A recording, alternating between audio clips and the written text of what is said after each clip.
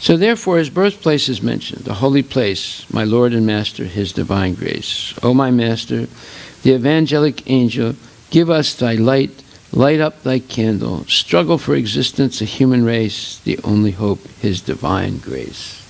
It's a very nice poem. So actually, we are in a very precarious condition, the modern civilization. I mean to say, manipulated by the Western people. It is a soul-killing civilization. This civilization, by nature, the chance is given after many, many evolutionary processes. Jalaja Navalakshani Stavra Laksha Vimsati. The evolutionary theory is there in the Padma Purana. It is not Darwin's theory. Darwin stole it from Padma Purana. It is not Darwin's theory. Darwin stole it from Padma Purana, and he presented in a distorted way of his own imagination. Otherwise, the Darwin's theory is not the original. The theory, it is not theory, fact. Jiva Jatisu. It is wandering within the cycle of Jiva Jati, different species of life. Tata Dehantara Prapti. This is Vedic knowledge, this evolutionary process. It is not Darwin's theory. So by that process, lower animals, and then the chronological order is there. First of all, aquatics, Jalaja.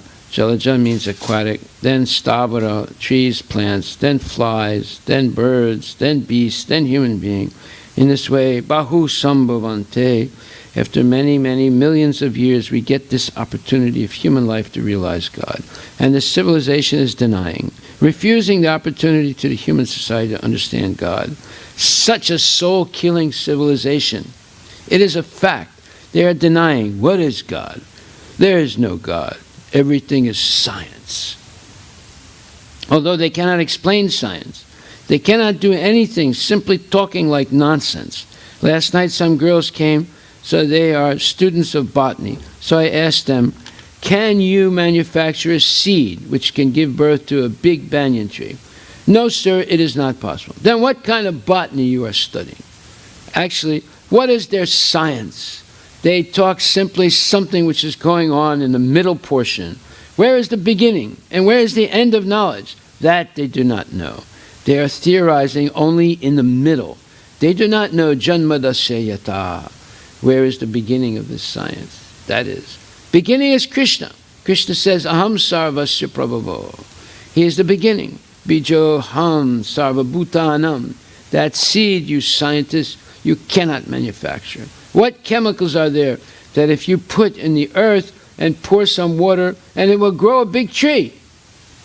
Oh, by the way, recently I gave a lecture on hydrocarbons in the Synergy School.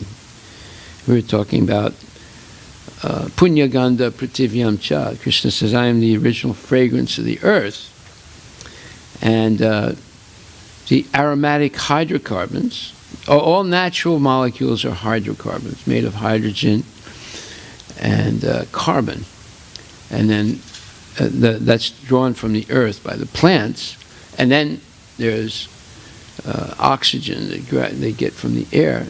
And they make these hydrocarbons.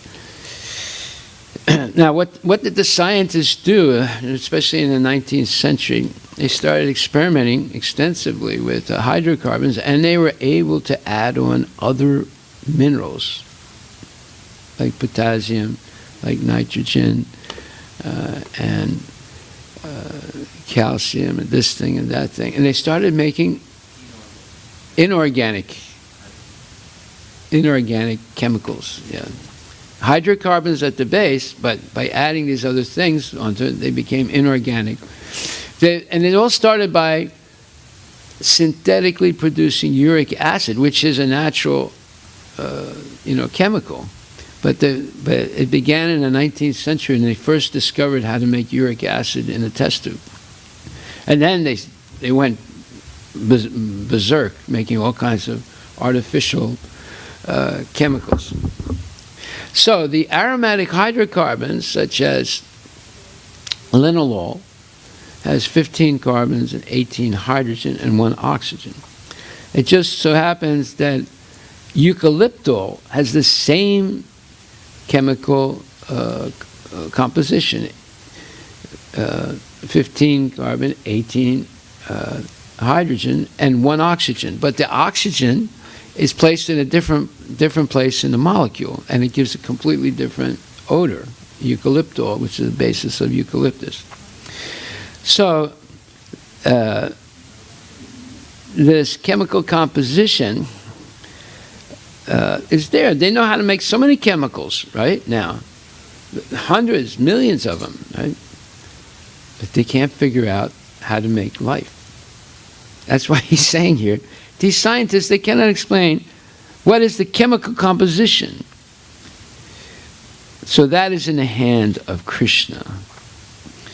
The seed, you scientists, you cannot manufacture. What chemicals are there that if you put in the earth and pour some water and it will grow a big tree? These scientists, they cannot explain what is the chemical composition there. But there is. So that is in the hand of Krishna. So Krishna's got something that they don't have. They're looking for it really hard. But they ended up with inorganic chemicals. They didn't end up with living chemicals, you say. So this knowledge means to understand the original source. That is philosophy. In other words, aham sarvasya prabhavo matak sarvam pavartate. We have to understand where everything comes from and where it all ends up. Where it all ends up is called eschatology in philosophy, the finality of things. And the beginning of everything is called the Genesis. Right? So the Genesis, the eschatology, they only study the middle. They're not concerned with the beginning or the end. Therefore, their science is nonsense. It doesn't really give understanding of anything. So this knowledge means to understand the original source. That is philosophy. Find out the original source. That is knowledge. So the Vedaish Chasar Biraham Eva Vedya, Krishna says, and I am to be known through all the Vedas. Actually, the knowledge terminates when you understand Krishna. He is the source of everything. So the beginning is Krishna and the end is Krishna. Right? So understanding the middle is not as important as understanding the beginning and the end. And in future, the same knowledge will go to your, so he said,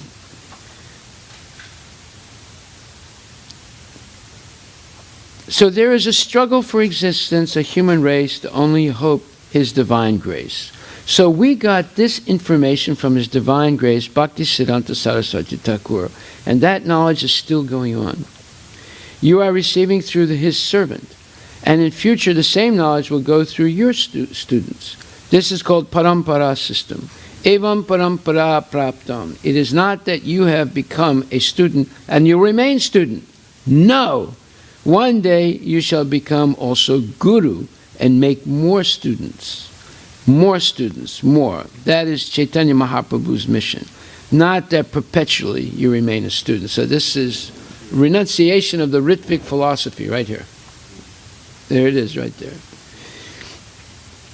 Yes, one should remain perpetually a student, but he has to act as guru. In other words, we should never think, oh, I'm a guru now. I'm no longer a student of Prabhupada. I'm a guru. You know, I know everything now. No.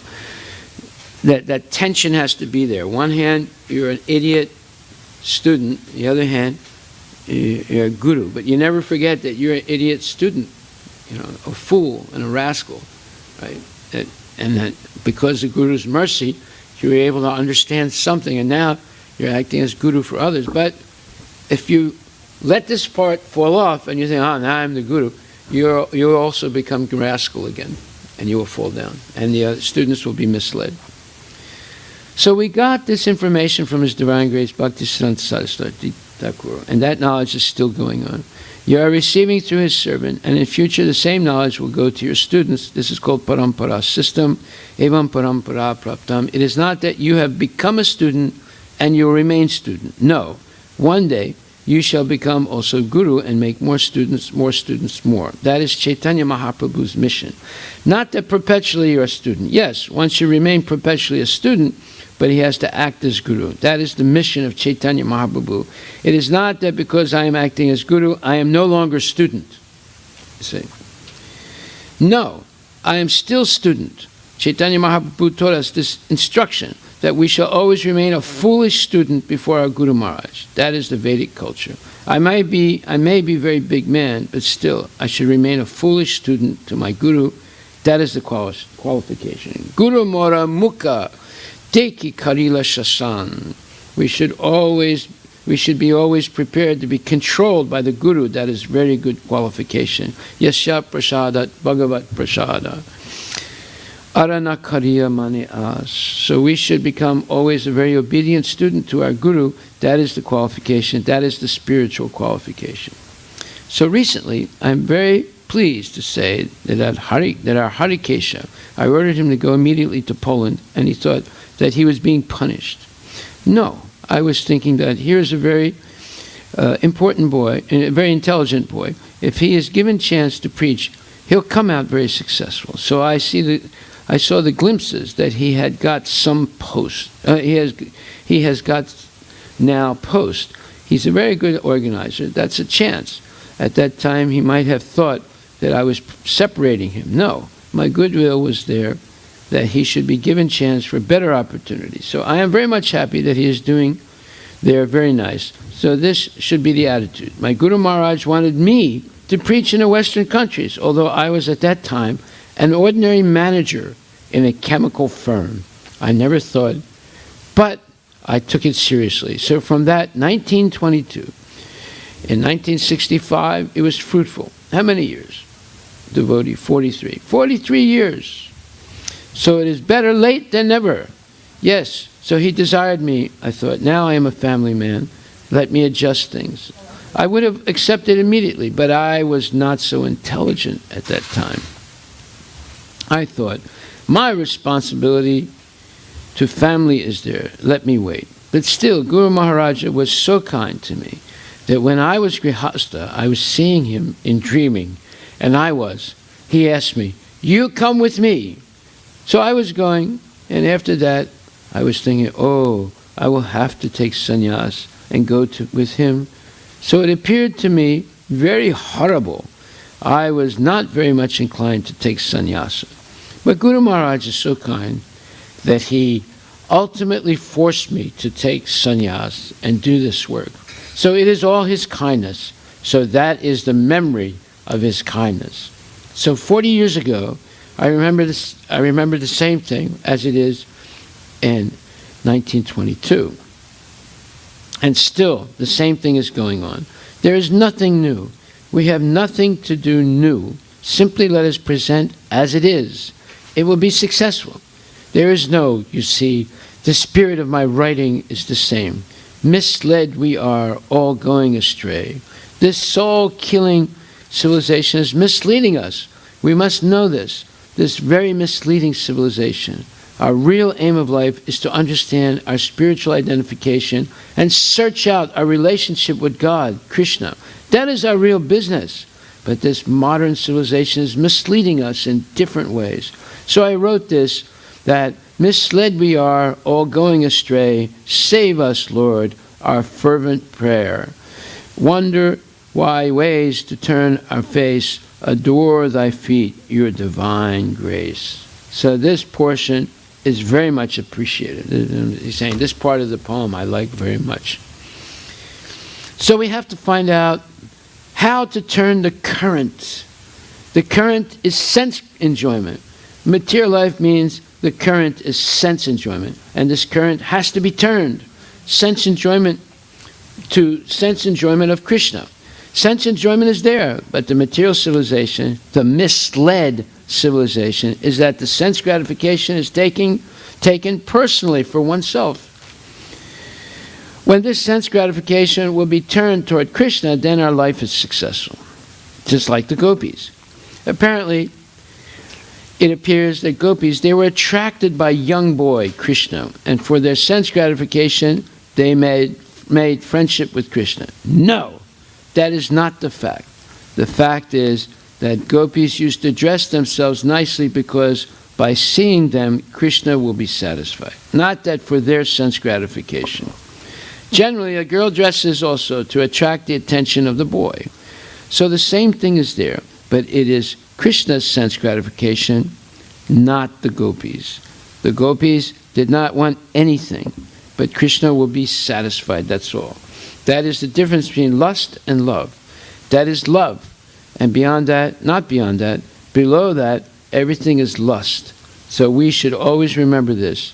The senses are not stopped, but when the gratification of the senses is directed toward Krishna, that is bhakti, or love. And when the sense gratification is directed toward personal self, that is lust. This is difference between lust and love. So, Srila Bhaktisiddhanta Saraswati Thakur knew this art, how to turn our activities for the satisfaction of Krishna. This is Krishna consciousness movement. Therefore I wonder thy ways to turn our face, adore thy feet, your divine grace. Forgotten Krishna, we fallen souls. Why we are fallen? Because we have forgotten. So what he's doing here is analyzing his poem and explaining it stanza by stanza. Why we are fallen? Because we have forgotten. Our relationship with Krishna is eternal. Unless it was eternal, how you Western peoples could be devotee of Krishna? Artificially, you cannot be a devotee of Krishna. The relationship is there eternally. Nitya Siddha Krishna Bhakti. By the process, it is now awakening. Shravanadi Sudha Chitte Karaye Uday. It is awakened.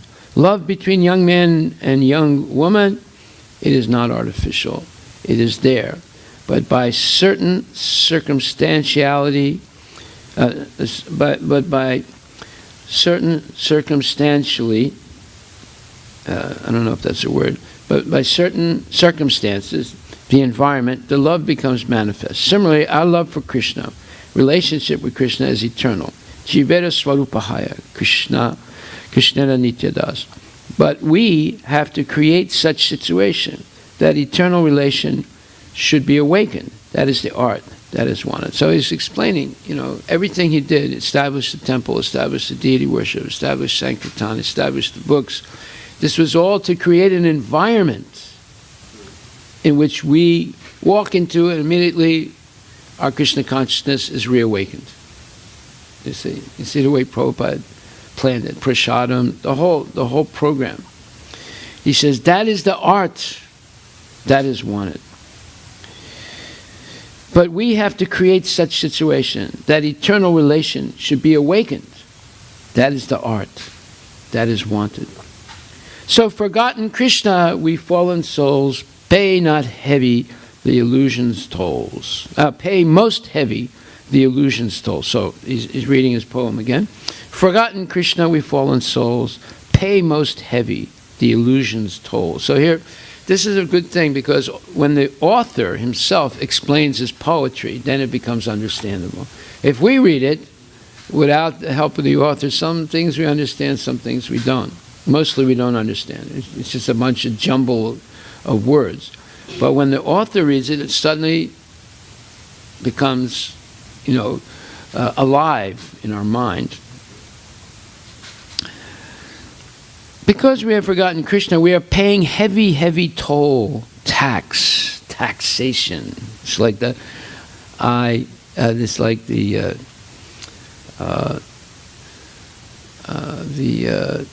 520 bridge. Heavy taxation.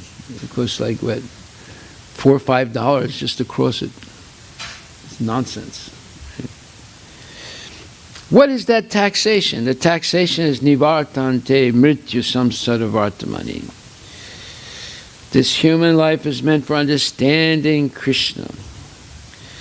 But instead of understanding Krishna, we are understanding the so-called material science for sense gratification. Now, the biggest thing now in science is Japanese robots for illicit sex. The biggest thing. People see now. There are two major business opportunities. If you want to get in on the ground floor, this is the time. One is marijuana, and two is Japanese sex robots. You say they're trying to encourage people to get into these two industries. These are the high-growth industries for the future. It's all nonsense. What is it? Intoxication and illicit connections. So they make money with these four things, right? Meat eating, intoxication, gambling, and speculation. I mean, all modern science is speculation. All of it. All speculation. Right? What the speculation is, through modern science, you can become happy. You can become successful. You can understand how the world is working.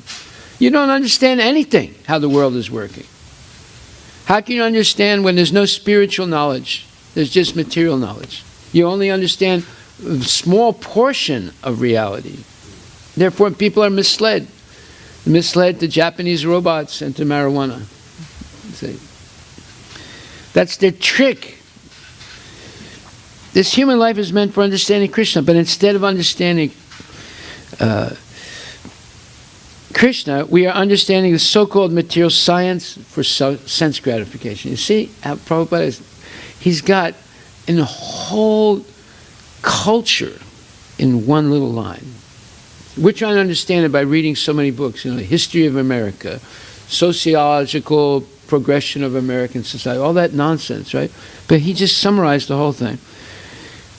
We are understanding the so-called material science for sense gratification. That's the whole history of America and the whole world.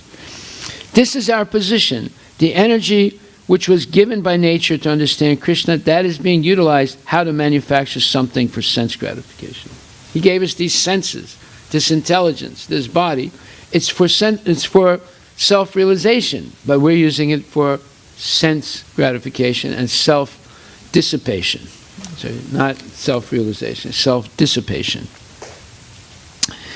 The energy which was given by nature to understand Krishna, that is being utilized now to manufacture something for sense gratification. That is going on. This is Maya, illusion. Therefore it is, pay most heavy the illusion's toll. Toll tax. That we are paying because we have forgotten Krishna. Therefore now we have manufactured the nuclear weapon. Russia, America, and you will have to pay heavily.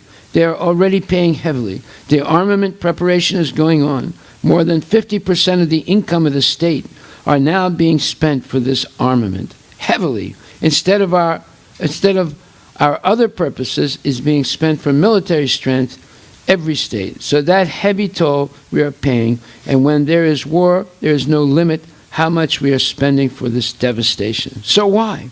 Because we have forgotten Krishna. That is a fact.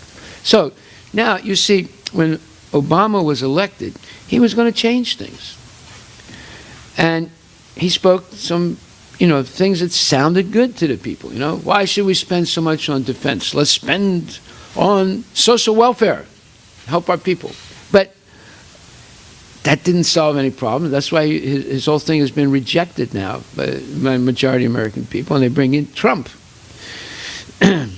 However, Obama could have succeeded if his goal was to help people to become Krishna conscious. That was not his goal. That was the last thing in his mind. It wasn't even in his mind.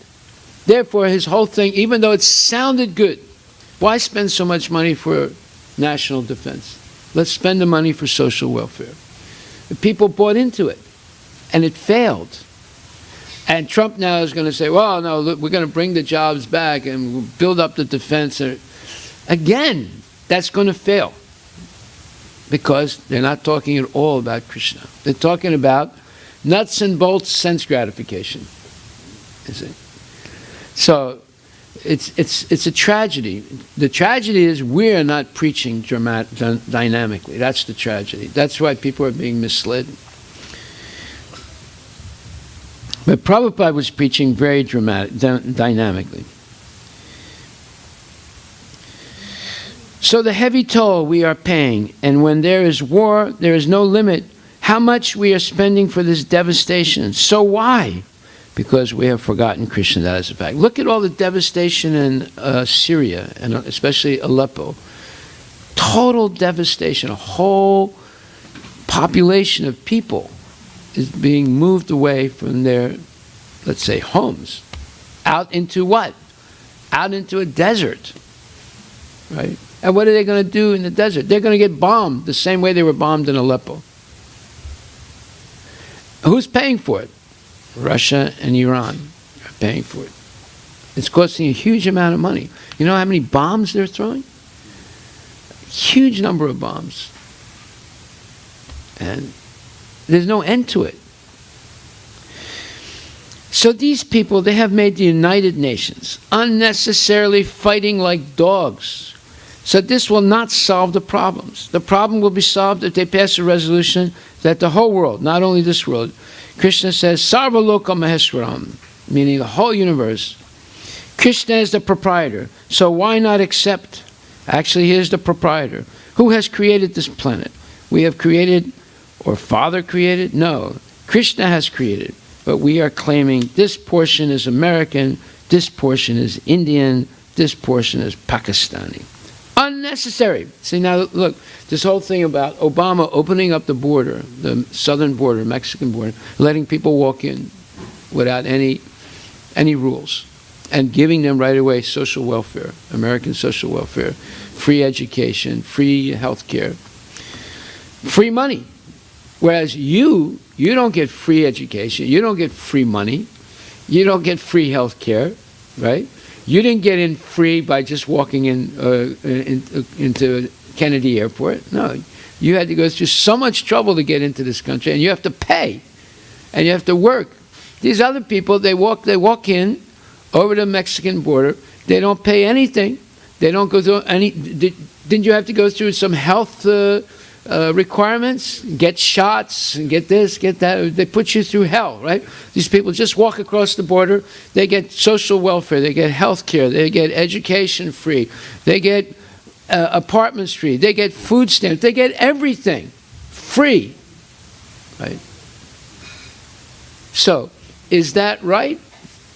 Or is that wrong? You see, if you look at what Prabhupada says, he said all these borders are unnecessary because Krishna is the proprietor. But this is a deeper subject. I'm going to talk about this at length. It's a deeper subject because it's not a simple thing to understand.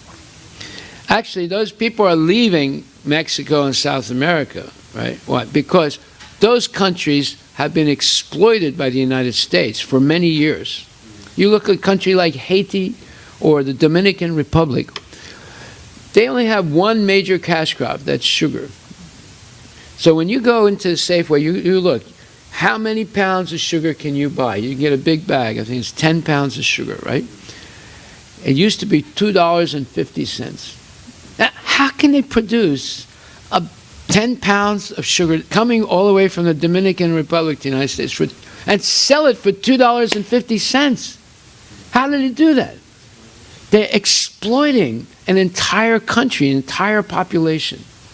They're living in abject poverty, hardly making anything to produce that sugar. And they're working in these big factories, and the end product is this 10-pound or 25-pound bag of sugar sold in Safeway for hardly anything. The same thing produced in the United States would cost $20.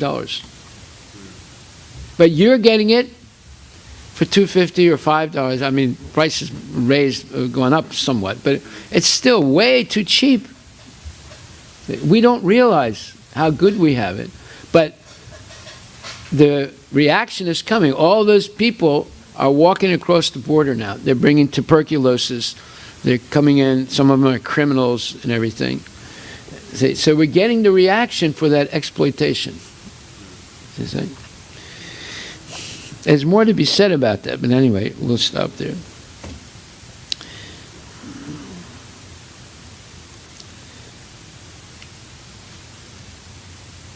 What is the value of this claim? The Pakistan, America, India. We may claim it for 50 or 60 or 100 years, and after that, one kick, get out. Where is your claim? But they do not understand this philosophy. They are fighting. That's all. That this is mine. This is my land. This is my land. They do not know. Krishna said, Tata dehantara prapti You are American today, so tomorrow, even within America, if you become an American cow or an American animal, nobody will care for you. So today you're an American human being, but next you'll become American cow or American cockroach, and nobody will care for you. You'll be kicked out. Nobody will care for your politics, but this art, they do not know. This science of Krishna consciousness, they do not know. They are under illusion. They are thinking, I shall continue to remain American. So let me waste my time for American interests, so-called interests. There cannot be any interest. Prakrite kriyamanani, gunai karmani sarvasaha. Everything is being done by nature. And we are simply falsely thinking, ahankara vimudatma kartahamiti manyate, that I am the controller. You're not controlling anything, or we're not controlling anything. We're being controlled by the modes of material nature, by time, by karmic reactions, and by our own misconceptions. This illusion is going on. Forgotten Krishna, we fallen souls pay most heavy the illusion's tolls. We are paying. Darkness around all untraced, the only hope, your divine grace. This message, simply we are in darkness, so we shall discuss later on again. Now just, what is the time now? That's almost time for opening of deities. 8:45, yes, so we shall discuss again. So the same thing, it is chalked out by Krishna, and by Parampara system, we have understood this philosophy. Evam Parampara Praptam, Imam Raja Sayo Vidu. So keep this Parampara system. This Vyasa Puja is Parampara system. Vyasa Puja means to accept this Parampara system, Vyasa. Guru is the representative of Vyasadeva because he does not change anything. What Vyasa Puja, what Vyasadeva said, your Guru will also say the same thing. Not that so many hundreds of thousands of years have passed away, therefore I will give you a new formula. No, there is no new formula. The same Vyasa Puja, the same philosophy, simply we have to accept it. Then our life will be successful. Thank you very much. Devotees say, Jai Srila Prabhupada. Haribol. Now you know why Prabhupada is who he is. December 12, 1976, Yes. No. 10th, 1976. December 10th. Yeah. Hyderabad, right? Yep. You didn't know this happened in Hyderabad. Yeah. Just like so many people in our congregation don't know that we heard this lecture this morning. Yeah, that's the benefit for not coming to the class. You don't hear. Yeah. Are there any questions?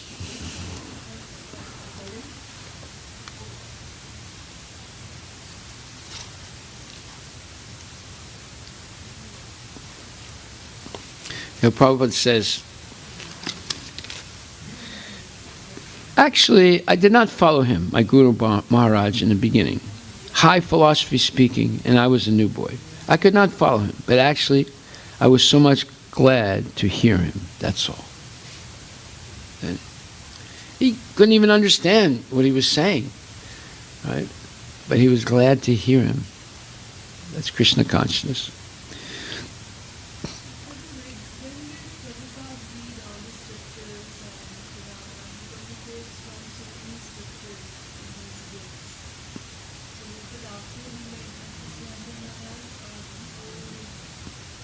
Yeah, well, I mean, I don't know for sure, but obviously he was busy studying. He got into Scots College. He completed the course. Afterwards, he comes out. He gets the job in Bengal Chemicals. He's a director, even though he was a young kid. But because his father knew Mr. Bose, they were friends, Mr. Bose gave Prabhupada a big position right away, right? Then later on, he decided to go off on his own. He didn't want to work in a big factory. He started his own business. Yeah, obviously it was... See, what did Bhaktisiddhanta Saraswati Thakur do? What did Bhakti Vinod Thakur do? They were able to convince the new generations in India that you should take another look at the Vedic literature. Because what did the British do? They convinced because they had control of the educational system in India. They convinced the young generation of Indians that Vedas are a waste of time. Don't waste your time, study science. You see? They were able to mislead several generations of Indians into their nonsense, right? And on the other hand, so much deviation crept into Vaishnavism with the caste Goswamis and the so-called avatars, guru avatars, and so forth. It created havoc, and so much nonsense was going. Same nonsense is going on today. You know, you catch Asaram Babu murders disciples, has illicit sex with disciples, and so forth. Right, goes to jail. Or Nityananda. There's a video of him having sex with his own disciple right in the ashram. Right, so. What's going on today, that was going on then on a massive scale. Bhaktivinoda Thakur stopped the so-called incarnation of Vishnu, right? Who was doing the Rasa Leela dance, where men were bringing their wives so they could dance and get the blessing of Gurudev, right? The incarnation of Vishnu. Yeah, all kinds of nonsense was going on. And educated people, you know, they just, this is crazy. I'm not going to have anything to do with it. You know, the British, at least, you know, the British seemed cultivated. They dressed nicely. They were managing the whole country. They were giving culture, European culture, to these barbaric young Indians, you see. So they got baffled by it, and they bought into it. So here comes Bhaktivinoda Thakur. He had to turn the whole thing around almost single-handedly, and he did, but then he needed more help, so his son helped him. He trained his son. His son was the most brilliant scholar in the whole world at that time, and he completely turned it around. He defeated the caste Goswamis. He he chastised these so-called incarnations of God. And he trained up, and he was able to attract some of the most brilliant young men in India. That's why Gandhi was against him. Gandhi was against him. He organized, as I explained yesterday, he organized a protest march in front of the Gaudiya Math in Bengal. And they dared Bhaktisiddhanta to come out, and when his disciples were all panicked, he said, "Don't worry," he said, "they will go away, they're nonsense." And they did, they went away. And you see, even Gandhi, he's worshipping Charka, he's not worshipping Krishna. So all these guys are phonies, you know, even including Gandhi, they're all phonies, all misleading people. And Gandhi's a total failure. Yeah, he got the British, he didn't get the British to leave India. Jagannath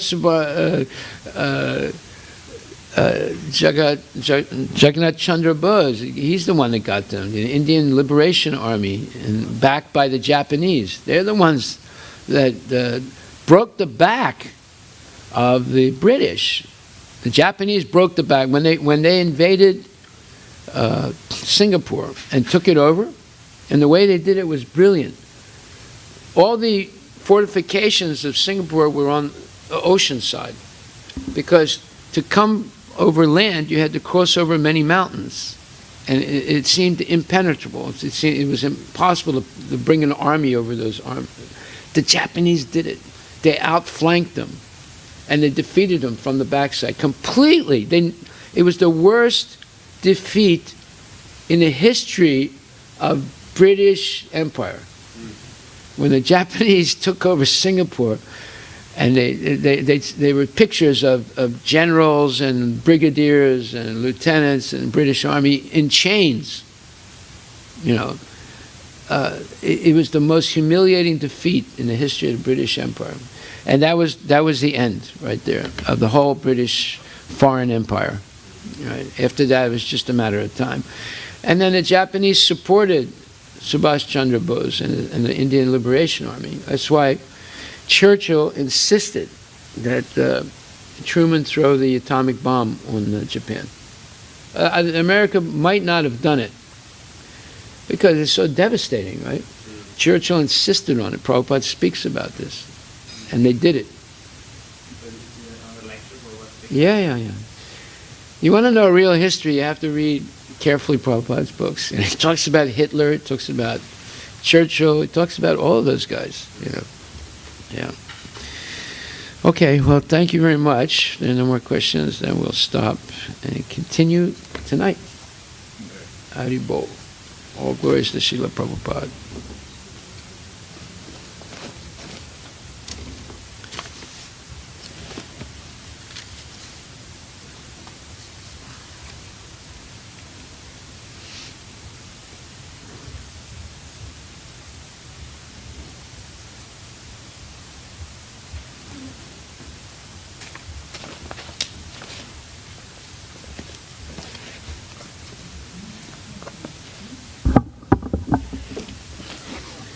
Josh.